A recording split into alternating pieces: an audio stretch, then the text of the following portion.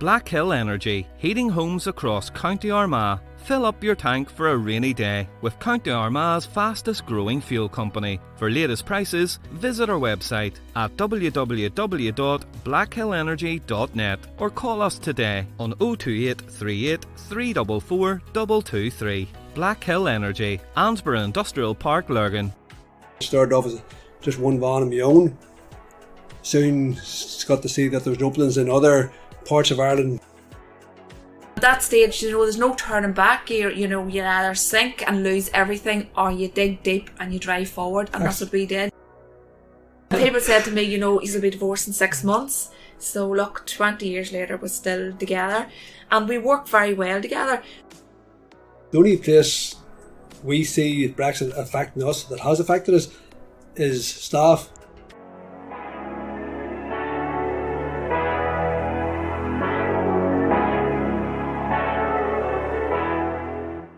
Just been listening to Philippa and Paddy McShane, who spoke to me at their factory, McShane Packaging in Armagh. This is your Armagh Eye podcast host, Elaine Ingram. Paddy and Philippa told me their story from starting out with a £3,500 loan from the credit union 25 years ago to now when their packaging business has expanded to a global market. They haven't shut down one day during COVID, and the only way Brexit has affected them so far is a lack of workers, as they rely traditionally on foreign nationals to fill positions. They've had plenty of ups and downs throughout the 25 years they've been in business, and we'll hear all about the good and the bad that's taken them to where they are now. So hello, I'm here with Philippa and Paddy McShane, and I'm Elaine. So it's lovely to meet you. And first of all, I want to say huge congratulations. You've been in business for 25 years now, and you've just had a huge milestone in your business, I believe, where you're expanding or continuing to expand. And you're here on Cathedral Road now. This is the second site we bought about 2 years ago. So on our original site, Dungannon Road, we have plans to build a new warehouse and office block. So we've moved our finished product over to the Cathedral Road temporarily for about 9 months until the build takes place. So this is where we're currently housed. So 1st of February 2 weeks ago, we celebrated the 25 years that day, and also that day then the builders moved on site to start the new build. And that's amazing. I mean, there aren't too many businesses that can claim to be doing so well in the times that we're in, the horrific year that we've had. It's a brilliant thing, and you've been going for 25 years in the packaging business. But I think the secret to your success, from what I gather anyway, must be the way you've been able to diversify over the years and change with the times. And you've never seemed to have got stuck in a rut, where you're doing the same thing. Yeah. Basically, from where we started 25 years ago and sitting out in a van till go around and sell. Say there was the sundries and sprays and disinfectants. Say the mushroom industry, it started off as just one van on my own, going around selling to the customers and clients that I already knew in the north of Ireland. Soon got to see that there was openings in other parts of Ireland down south, where there was a need requirement to expand the business from one van sale to 2 van sales to 3 van sales.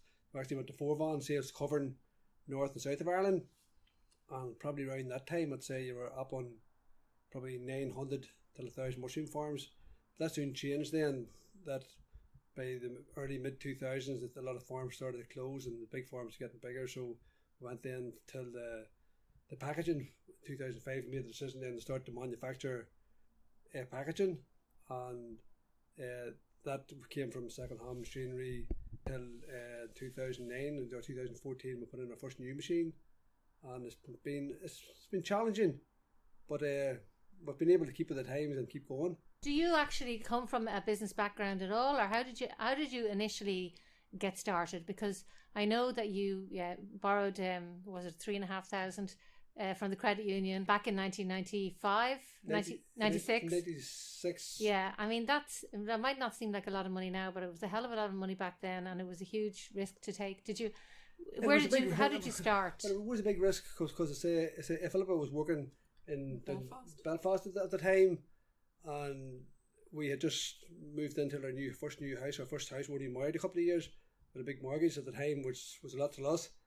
and then to make the move, to make the decision to go out on my own was a calculated risk to the two of us. What had you been doing up to that point? I was a sales rep for a company doing a similar type of products. So I was selling sprays on sundries, so I had a fair knowledge of the market, a fair knowledge of the customers and products, and both myself and Philippa talked a lot about should we not take this risk and try us here, and both of us agreed that Philippa was working at a job in Belfast, and it was then decided that her wage and that would cover the mortgage, cover the expenses, and give me that bit of time to do that, bit of scope. Yeah. And then it just moved, it's materialised a lot since that, and we've made a lot of changes and we've through a lot of tough times, as Philippa for well knows. Yeah. But yeah. Yeah, no, as I said, Paddy started in '96, and again, you know, as very humble beginning, £3,500 from the credit union. It was a loan back then, a unit from Dungannon Business Centre, and as Paddy said, he started out just himself, and it has just progressed from then. 2005, we started to manufacture packaging ourselves, so we did, and at that stage there was very much aggressive competitor pricing. 2009, you know, basically at that stage we were weeks away from the business closing, from losing everything. We were that far into the bank with loans, overdrafts.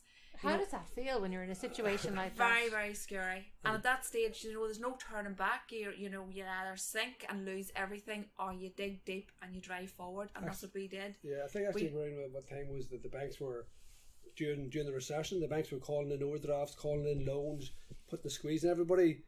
While during the good years, the banks were throwing money at. Yeah, so was this when the recession hit? Yeah, the recession hit in 2009, so it was about, or 2007, so about 2009, you know, you talk about very defining moments in a business. One of them for us was a cheque for £13 being returned back. You know, the bank could not even stand over a cheque for £13 for us. And, you know, we have no shame sitting here telling anybody that there.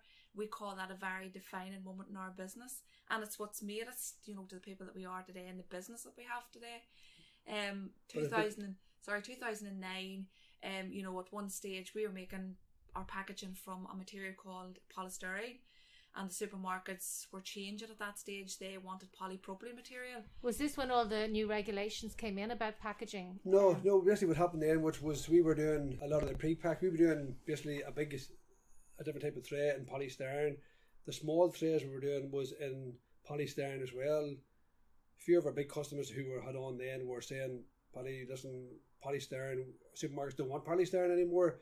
They want the polypropylene, which is another type of product, another type of material. Is that another recyclable material? All recyclable, but the recyclable issue wasn't a topic back then. Right. That's when it came on the scene 3 or 4. It was just they go with the times from polystyrene to polypropylene, and we had again then look at, right, can we do polypropylene? Did you have to get a whole lot of different machinery to do that then?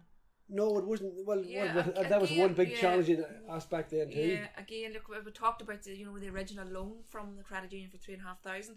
You know, for us to change from polystyrene to polypropylene, we had the expertise in house, and they said, look, you need a preheater, and we said, right, how much does that cost? So, the cost of that, we sourced a second hand one. It was €9,000. We had to go back to the credit union and ask for another loan from the credit union, because I think it was all the time that they said the bank won't give money. At that stage, you'd paid back your original loan. Yeah, but the bank were calling money in and put us under pressure, so we couldn't go to the bank. Right. So Philippa says, let's go to the credit union again. Yeah. So we got that piece of machinery, so we did, and installed it into the factory. And again, the polypropylene material just took off. Our business turned at 2009.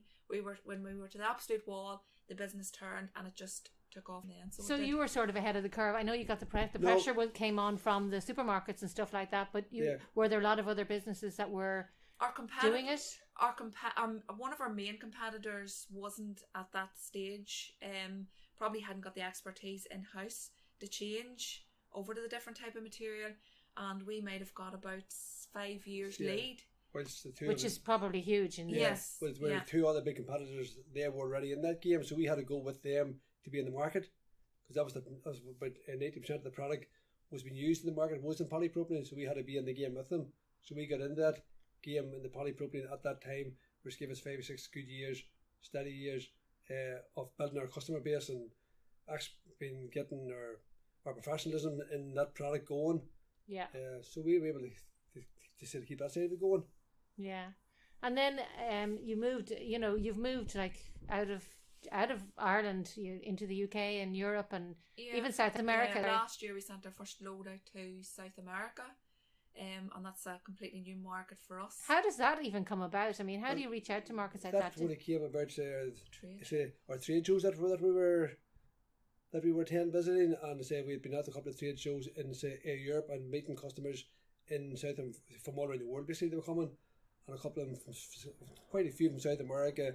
Again, they were having this issue. They were using polystyrene, and their customers were now starting to say they have to change to polypropylene or something else. So since that, it took us about a year and a half to get our first load shipped out, between getting samples out and talking and discussions and meeting and prices. And eventually, maybe it was about 6 months now, or maybe 6, 7 months we've sent our first load out to South America. And 2 loads were out last week. We're doing about maybe this same client about a load a month to them, and it's a relatively good business. And how have you found now the Brexit rules coming in? Has that affected you in getting your shipments and getting your loads away? What about all this paperwork that everybody else is talking about? Brexit hasn't had a big impact on it at this stage. I know we're only sort of 1 month into it, 1.5 months maybe into it. We spent a lot of time sort of prepping and planning and checking our supply chain in terms of material coming in, raw material coming into us. We also made a lot of contact with our haulage companies to see, what their plans were. It was very much up in the air right up until the end of December.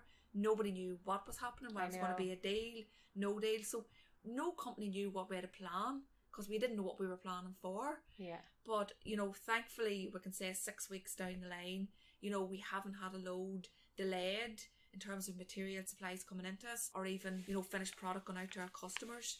And to date, we've sent orders down to customers in the south of Ireland, orders over to the UK, orders over to Europe, customers in Europe, and thank goodness it's reached them in time. Maybe a day or two of a delay, but nothing major at this point anyway. And because the product's not perishable, so it's having really no effect. The only place we see Brexit affecting us that has affected us is staff. Well, that's what I was going to ask you about. That is the big one. That's the big one. We find staff is a big issue now. Would Brexit, you have a lot of foreign nationals working for you? About 90% of the factory staff workers would be foreign nationals, and again, say for years we had no issue from the foreign nationals coming. There's always a good influx of choice of staff coming. They were coming through emails, coming knocking doors, looking applications, but there's always plenty of staff about. But from Brexit, what we're finding, talking to the ones that's in the factory, asking them why, or is it not new guys coming, new staff coming? They're saying that they're not coming to Ireland, UK anymore because of Brexit, because of the paperwork, whatever they have to go through, and the legalisation of them now coming, that they're now going to other parts of Europe. So there's a lot less choice of staff. There'd also be COVID would affect that as well because people can't travel. Well, see, COVID, yes, well, that's true. But I'm talking this going on this last 2 or 3 years. From Brexit nearly has kicked in, the talk 2016. Yeah. There's a lot less foreign nationals coming to Northern Ireland to UK because the fear of not being allowed to stay. They're saying they're going to other parts of Europe, Switzerland, Spain, Italy, with less hassle. So now what we're finding is we are getting it very hard to keep the factory running. The factory's been running 24/7 for years, for 10 years, 12 years. And now we're finding it hard to keep that going because we haven't got enough staff. Gosh, that's incredible. And it's tough. It's affecting the business. It's affecting our business, and it's not affecting only our business. It's affecting a lot of business that I'm talking in, maybe in the food sector or in different food operation machine or different type of operations that they're running, that they're struggling for staff. Yeah, I mean, and Brexit has been the big effect on it. Yeah, I mean, I've noticed. Have you seen in the supermarket shelves? So there's been an awful lot of stuff missing. Empty shelves, yeah. Well, that could be. But I would say where we find the talk about Northern Ireland being the hub of Europe for free trade with Europe and free trade with UK, that might be the case. But if you haven't got the staff to fill them roles and them jobs, there's not much point being the hub of Europe. Yeah. If you can't get staff to fill jobs. Is there any solution you can see to that? Or you're actively recruiting, obviously, but is there any... Yeah, we are actively recruiting, so we are... through a number of means, just sort of social media sites and things like that there. We've actually increased our rates, in terms of day rate, night shift rate, weekend shift rates in as well, to try and enhance, people coming forward. So look, we're going to have to wait and see what happens there, but it is very, very difficult. Yeah, because you think there's an awful lot of people out of work right now. I mean, people are... Yeah, there's this imbalance, so there is, and this is what we can't understand. People are saying, there's no work and, we can't get jobs, and yet no, we're one of the companies that are manufacturing. We're related to the food sector. We're one of the essential businesses, and we cannot get staff. So there's this imbalance here, so there is. Yeah. And, we don't know what the answer is. We can just sort of try and keep the things going, and as Paddy says, we're down to maybe 24/5 in terms of shifts. We could be operating at 24/7 with the orders that we have, but we just haven't got the staff at this point in time. And have you found now that your order, the companies that you work with have increased to, you're getting more and more business, obviously, because you're expanding, and you've pushed an awful lot of money into the new business now? Yeah, into your expansion. We have found, even from COVID kicked in last March, our business went the opposite way. A lot of businesses closed, temporarily, closed for good. Our business actually went the other way. And last March was one of our biggest months, in terms of sales since we started our business. And in terms of trying to keep the staffing levels going, we took in about 15 students at that stage. We were glad of the students, and the students were glad of us. To try and sort of keep the operations going to meet the demand. So the sales have, kept at a very steady level even from March. So have the sales gone up because you've got more customers, or because people are buying more? No, it'll work out both ways. Okay, we have increased orders. We did get a few new clients come on, a few new customers, but because of COVID kicking in, the restaurant, unfortunately, that service sector, the restaurant sector, hotels, all had a shut. So people then were having to home cook. So there's more. So the bigger demand produce, in the supermarkets. The supermarkets had ourselves. We started doing a steak night on a Saturday night. So we were staying in, cooking more, and eating more, and again with a lot of families doing the same. So there's a bigger demand on the food packaging. Would it still not be the same though? All the packaging would it not have originally gone to the restaurants? Now it's going to the supermarkets. No, but see, they wouldn't go into different types of packaging. Yeah. Different types of trays and different types of crates. And I suppose it'd be in bulk, so they wouldn't have as much packaging. Bulk crates, with the pre-packs, the demand for the pre-packs came on. So that's where we sort of seen the big uplift coming on. And our customers were saying the same. The customers we were supplying to, they were seeing the uplift in their demand coming for the packaging, the food trays. We've also seen additional customers come on board in the past 12 months as well. So it's been sort of the double-edged sword for us. So plus the COVID, has had a very positive impact on our business, so it has. Yeah. In terms of now COVID in the business itself, I believe you haven't had any cases in your factory, which is really fantastic thing. Yeah. How hard was it to implement all the safety measures that you've had to put in? Yeah, whenever COVID hit last March, I personally thought 2-3 weeks and it doesn't feel like a year. Sure, it doesn't. It's absolutely not. If somebody had said to me it's going to be a year later, I would have laughed at them. Yeah. But we had to implement a number of procedures, in terms of our staff, temperature checks coming in on site, temperature checks during the day, regulations if there was any sickness, what staff members had to do. We have sort of staggered sanitising stations, additional cleaners brought in as well, and we stagger the start-finish times as well for staff. So we've implemented a number of things, even at senior level. Rather than have meetings in room, again you're back into the Zoom. Everybody's sort of sitting in their own offices now, Zooming. Yeah, and people probably working from home if they can. Yeah, well, none of our staff worked at home. No. Because it wasn't possible. Again, within the factory, you had to operate the machine, you had to operate the forklift, had to operate the lorries. So nobody has worked from home. But I suppose they're not in close proximity, are they? No, we've all spaced out, so the 2 metre social distances is all in place as well. So, from COVID kicked in, we have never closed one day. Yeah. And we touch wood, we haven't had one case of COVID in the factory. So they all have their own workstations, so they're all well spread apart. When each shift is changing over, they have to sanitise. The ones coming off sanitise their station when they come off. The ones coming on sanitise that same station again.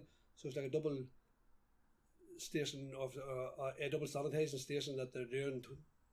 For the extra. It's amazing how quickly we've all adjusted, isn't it? I think you've had to. Yeah. You've had to. Absolutely. And I say it still continues this day. Where our stick now is what we were back then. And some of them, the students especially, maybe were a bit more difficult to work with wearing the masks, but they've adapted to it now. And there's ones with quality, ones on the floor, and they're keeping an eye on them, making sure they're keeping their masks on at all times. Yeah. It's nearly become the norm now. So I know, it has. It's like if you see something on television or you see somebody like hugging somebody, you're kind of going, oh, don't do that. Yeah. If you see somebody without a mask on, you know, that's strange there. Yeah. So no, but thankfully it's been challenging. But I say our biggest challenge now today, and it's been quite a while, is staff. Get staff. And you're gonna.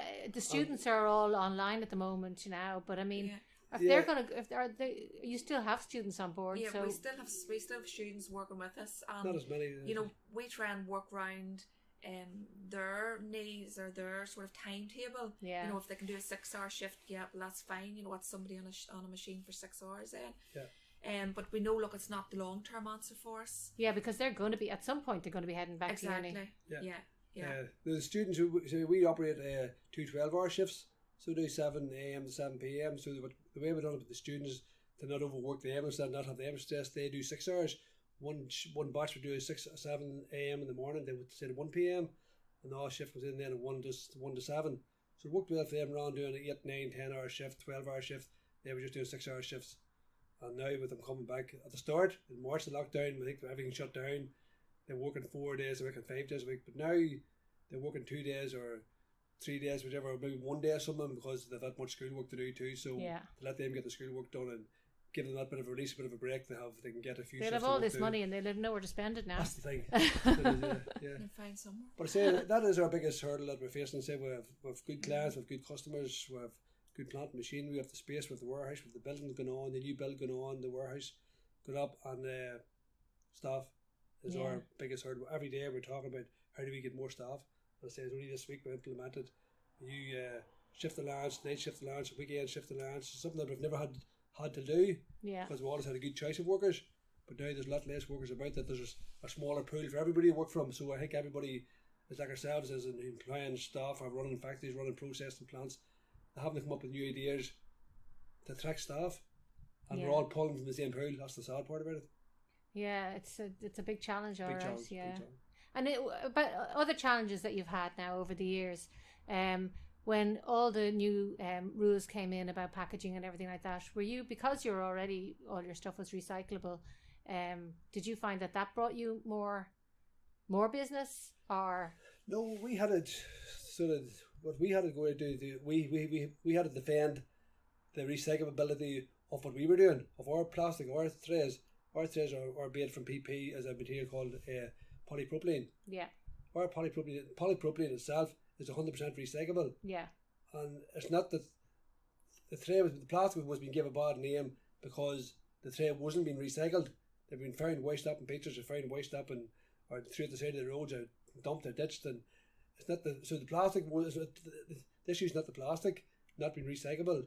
It's that people weren't recycling enough. Yeah. I say, like, we have maybe 5, 6, 7 recyclable bins at the house.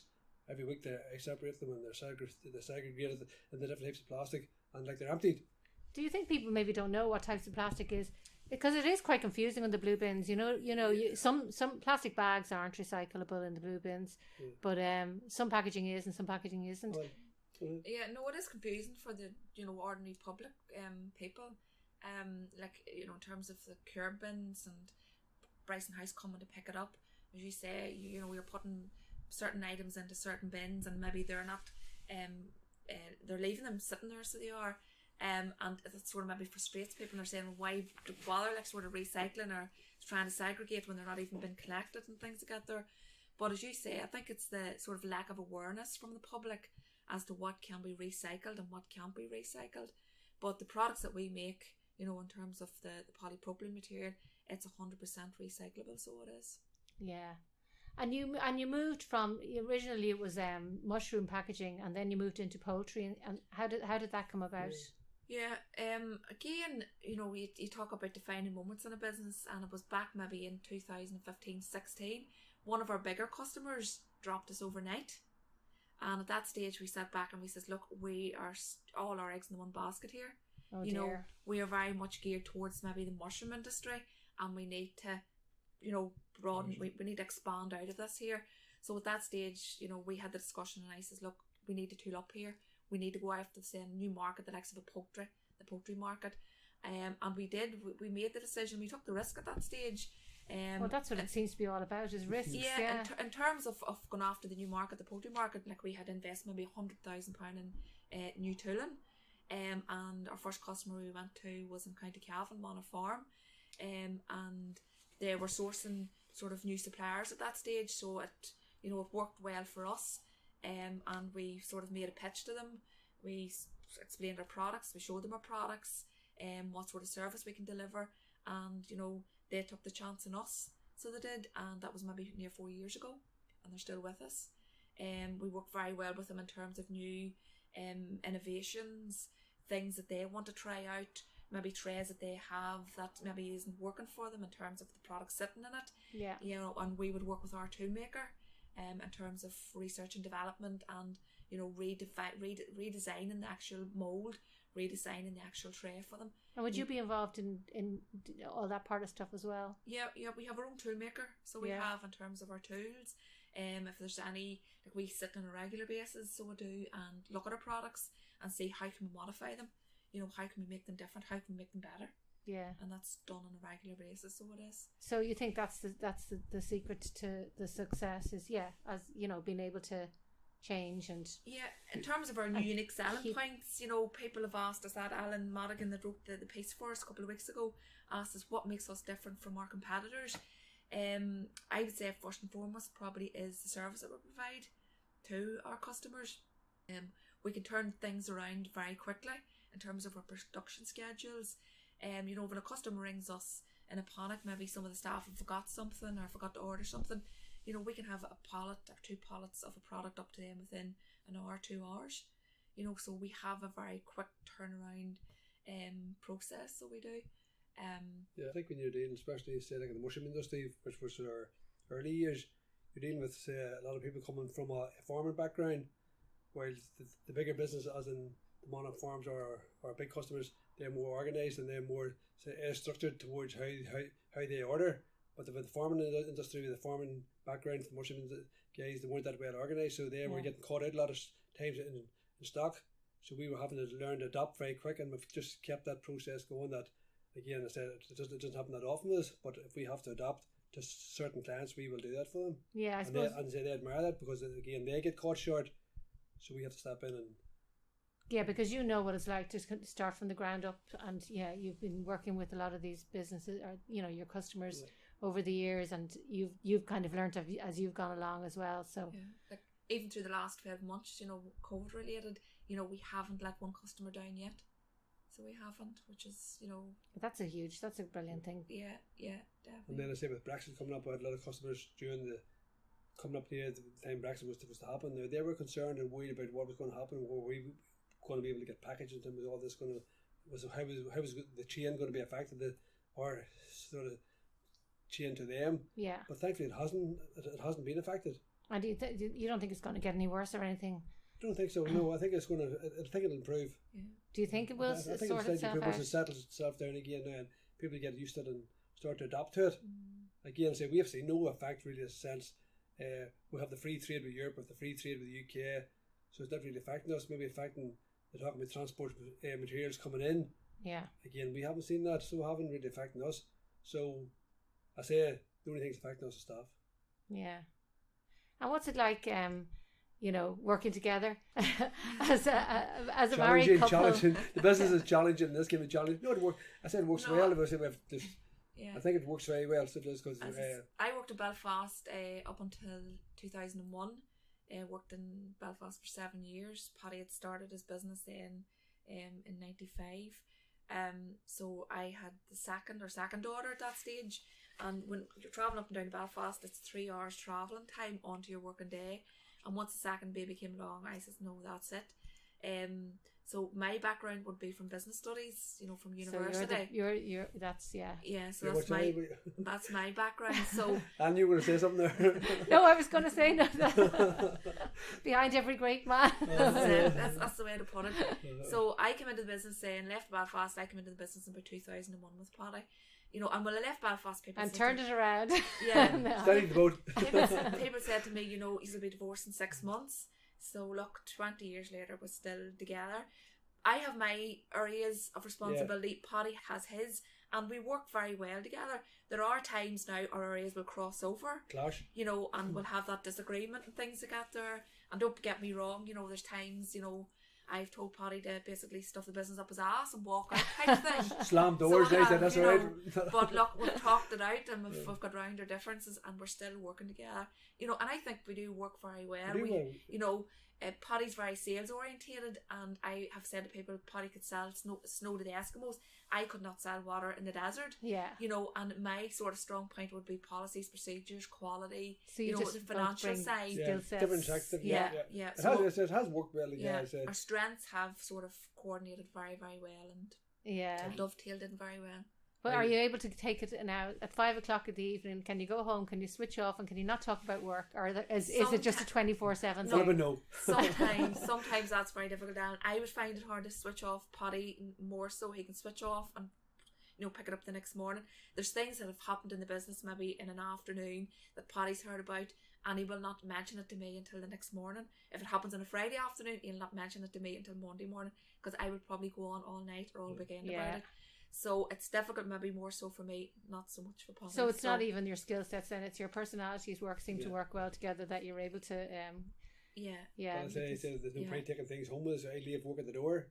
I deal with when we're arriving to work the next day or on the Monday morning. Philippa always be things more. When I hear more, I said there's no point. We'll have to deal. We'll deal with it. So we've learned. So we've learned what way we both. I know how I operate, and I know how Philippa operates, and it works well. Yeah. So it has worked well for us. And people probably think, you know, how did they spend all day together and all night together? That's you know, exactly what I was thinking. And, you know, there's times in the day I don't see Paddy and I'm ringing saying, Paddy, where are you? Because I need to go through things here with you. Yeah. So, look, we're not in each other's pockets by no means. It says, I say, I have my things to do, Paddy's his things to do. You know, we do meet up at certain times in the day and things like that to sort of make sure we know where each other's coming from and we're sort of heading in the same direction. But no, we're definitely not stuck. You know, we're not spending the same time in the same office every day. So we actually enjoy when we go home in the evening. What we do basically from lockdown. We go out for a walk every night, and that's nearly a chance to come together and talk. Yeah, just talk even about work or something different. But because we aren't living in each other's pockets to work during the day. I might spend most of the time out at the factory with the build going on and that with the factory, the production going on, and spend so much time out there now from the build has started that we look forward to getting home in the evening and go out for a chat and go out for a walk. I suppose you're ahead of the game with a lot of other couples are probably working from home for the past year, and all of a sudden they're stuck in the same house. It would be difficult together, so that's probably more difficult. You're well used to this. I think working from home, from once he's been used to out working all their days, all their lives, their careers, been from out working in the business, it's difficult to work from home now. Especially now having homeschool kids as well. If your kids are older, are they? Or what age are they? Yeah, 21, 19 and 16. So so you still have the exams going on there. Yeah. The 16-year-old, he's doing his GCSEs. That's tough now. The 19-year-old, she's in first year at university. So yeah, they're at home now, so they probably find it an awful lot harder than us, because we come out of the house every morning, we go to a different environment, go out to work, whereas they are stuck in the house, so they are trying to do their class online. Oh, it's very hard. I know I have my kids are the same, trying to work university from home. Yeah. I think so much of them, especially I've looked at Megan, it's her first year in university, she's in Queen's doing actuary. My son is first year as well. And it's so hard because listen, last year when they're doing their A-levels, they didn't get to finish their A-levels properly. They didn't get their nights out, they didn't get their formal Indian, all these things, and then Queen's, they didn't get their freshers week, and they haven't met any new friends because they're still in the house bubble with their friends, the ones they were living with, and it's been difficult. I think this whole thing is going to affect that age group more than anything. The 16-year-old fella Connor doing GCSEs, difficult for him too, but he seems to be coping better for the kids if their classes all going online now. But I feel for students are really, really struggling and really suffering, and the long-term effect, not being able to see their friends. It's all right for us, we. And how do you sort of give off relaxing but spend too much time on Xbox at night, or if the Megans going places, because they need that social interaction too. I never thought I'd be saying, but I was so glad of Xbox because they can communicate with their friends and everything. If they didn't have that. At 11 o'clock at night, we can hear Connor up in the room cracking and shouting at the boys and having a crack. He needs that. Yeah, they need that interaction. And any odd parents will be talking and cursing at Call of Duty. Any odd parents are talking to in that age group of the friends, that they're glad the same that's what they're doing. They have this interaction. So Xbox has been a saviour. Yeah. I never thought I'd say that. Yeah, I know. I never thought I'd agree with you either.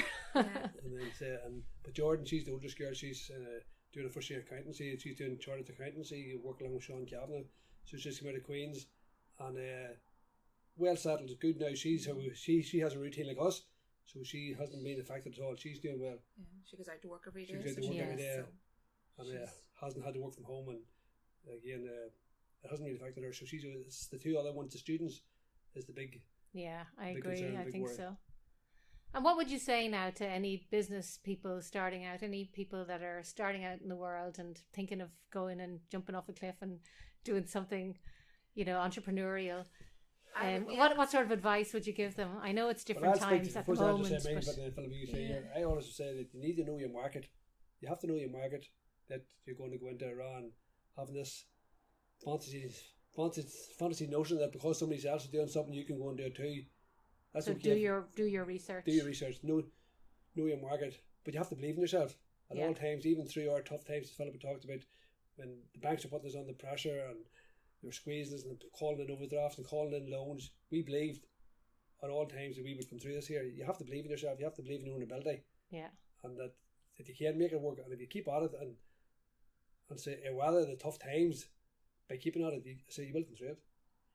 And don't put all your eggs in the one basket. Don't put all your eggs in one basket. But look, I would say to anybody, yes, go for it. If you have drive in you at all, and it's something that you've dreamt about, something you want to do, I would say definitely go for it. I know it's challenging times currently, with COVID and everything else, Brexit.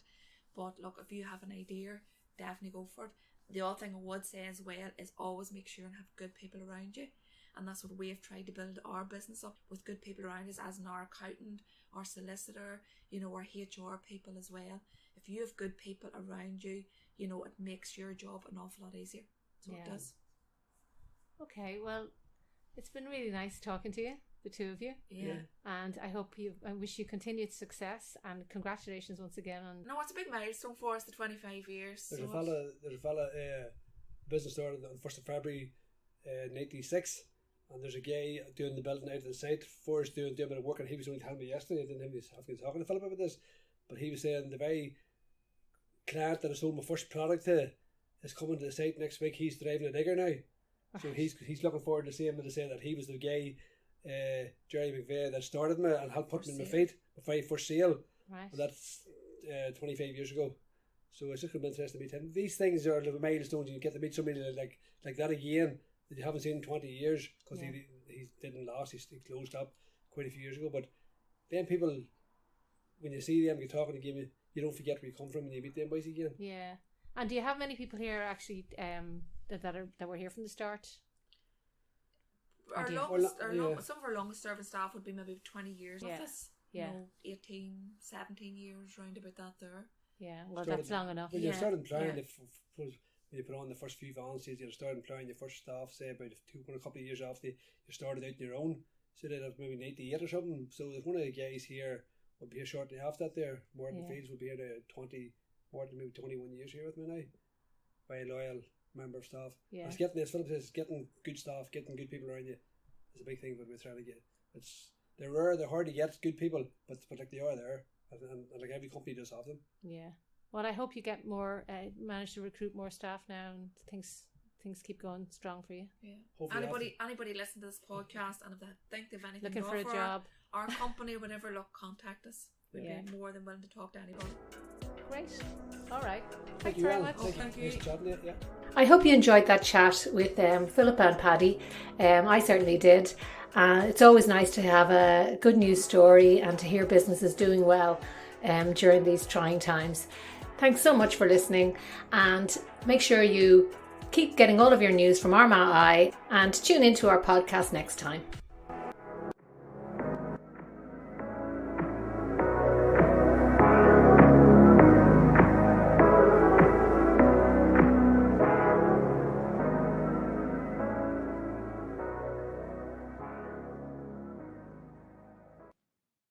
Black Hill Energy, heating homes across County Armagh. Fill up your tank for a rainy day with County Armagh's fastest growing fuel company. For latest prices, visit our website at www.blackhillenergy.net or call us today on 028 38 344 223. Black Hill Energy, Ansborough Industrial Park, Lurgan.